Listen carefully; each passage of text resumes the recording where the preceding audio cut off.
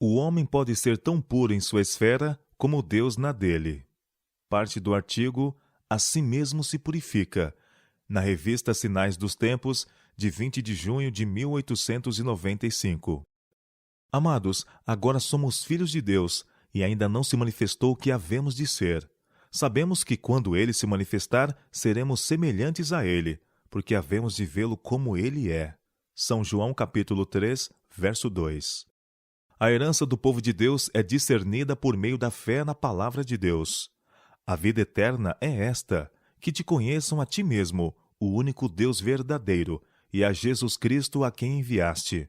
São João capítulo 17, verso 3. Pela fé, os filhos de Deus obtêm o conhecimento de Cristo e acalentam a esperança de seu aparecimento para julgar o mundo com justiça, até que se torne uma gloriosa expectativa.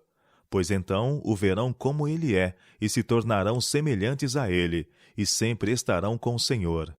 Os santos que dormem serão então chamados para fora de suas sepulturas, para uma gloriosa imortalidade.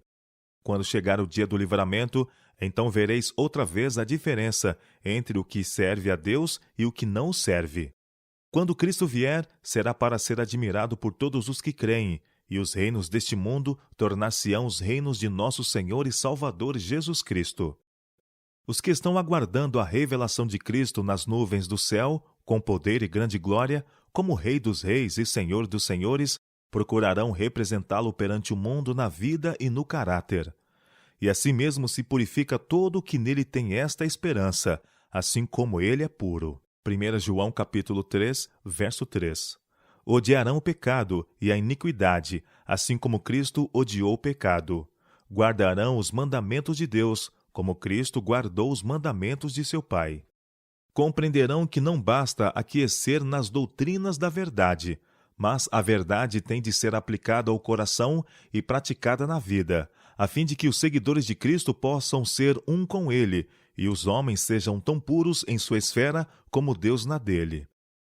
Tem havido homens em todas as gerações que têm afirmado ser filhos de Deus, pagando o dízimo da hortelã, do endro e do cominho, mas levando uma vida iníqua por negligenciarem os preceitos mais importantes da lei, a misericórdia, a justiça e o amor a Deus. Há muitos hoje em dia que se encontram num engano similar, pois, embora tenham uma aparência de grande santidade, não são praticantes da palavra de Deus.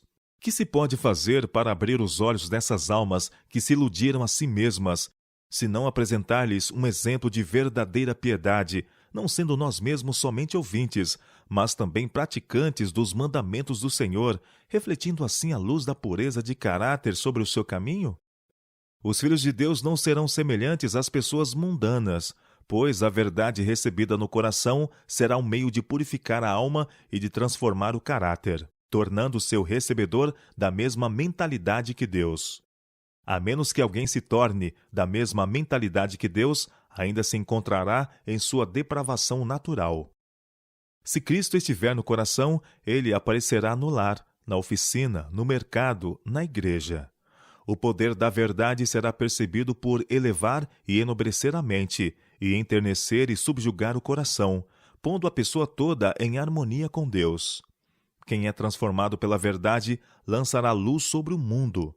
Quem tem a esperança de Cristo dentro de si, purificar-se-á, assim como ele é puro. A esperança do aparecimento de Cristo é uma grande esperança, uma esperança de longo alcance. É a esperança de ver o Rei em sua formosura e de tornar-se semelhante a ele.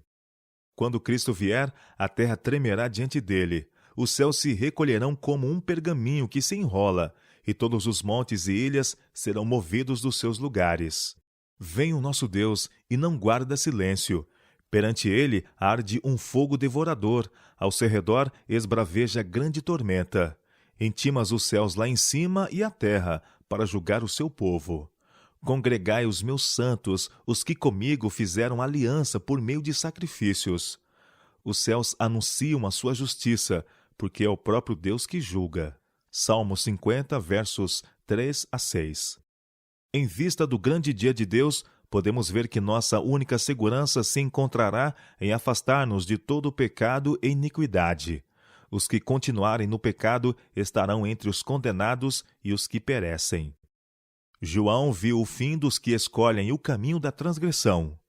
Os reis da terra, os grandes, os comandantes, os ricos, os poderosos e todo escravo e todo livre se esconderam nas cavernas e nos penhascos dos montes e disseram aos montes e aos rochedos: Caí sobre nós e escondei-nos da face daquele que se assenta no trono e da ira do Cordeiro, porque chegou o grande dia da ira deles. E quem é que pode suster-se? Apocalipse capítulo 6, versos 15 a 17. Terrível condenação está reservada ao pecador, e, portanto, é necessário que saibamos o que é pecado, para que possamos livrar-nos de seu poder. João diz: Todo aquele que pratica o pecado também transgride a lei, porque o pecado é a transgressão da lei.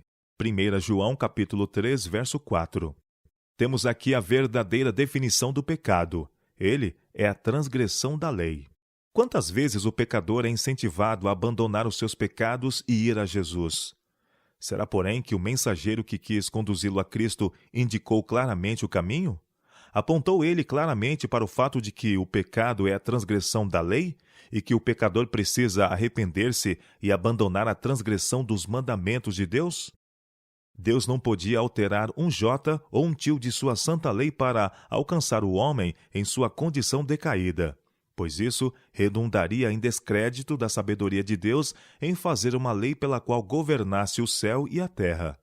Mas Deus podia dar seu Filho unigênito para tornar-se o substituto e penhor do homem, para sofrer a penalidade merecida pelo transgressor e para comunicar sua perfeita justiça à alma arrependida.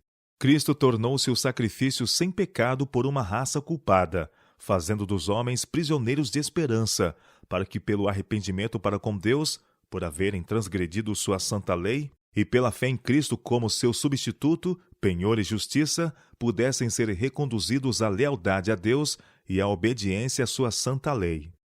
Ao pecador era impossível observar a lei de Deus, a qual é santa, justa e boa.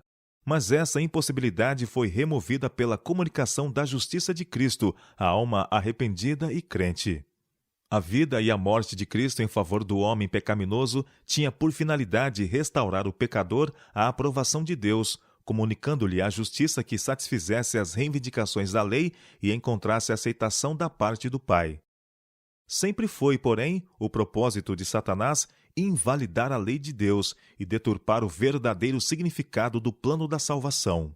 Por conseguinte, ele originou a falsidade de que o sacrifício de Cristo na cruz do Calvário tinha por finalidade livrar os homens da obrigação de guardar os mandamentos de Deus.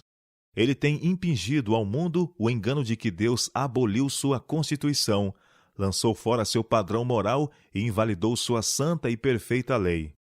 Caso houvesse feito isso, quão terrível teria sido o custo para o céu. Em vez de proclamar a abolição da lei, a cruz do Calvário proclama tonitruantemente o seu caráter imutável e eterno. Se a lei pudesse ser abolida e mantido o governo do céu e da terra e dos incontáveis mundos de Deus, Cristo não precisava ter morrido. A morte de Cristo destinava-se a resolver para sempre a questão da validade da lei de Jeová. Tendo sofrido toda a penalidade por um mundo culpado, Jesus tornou-se o mediador entre Deus e o homem, para restaurar a alma arrependida ao favor de Deus, concedendo-lhe graça para guardar a lei do Altíssimo. Cristo não veio destruir a lei ou os profetas, mas cumpri-los ao pé da letra. A expiação do Calvário vindicou a lei de Deus como santa, justa e verdadeira, não somente diante do mundo caído, mas também diante do céu e perante os mundos que não caíram. Cristo veio engrandecer e torná-la honrosa.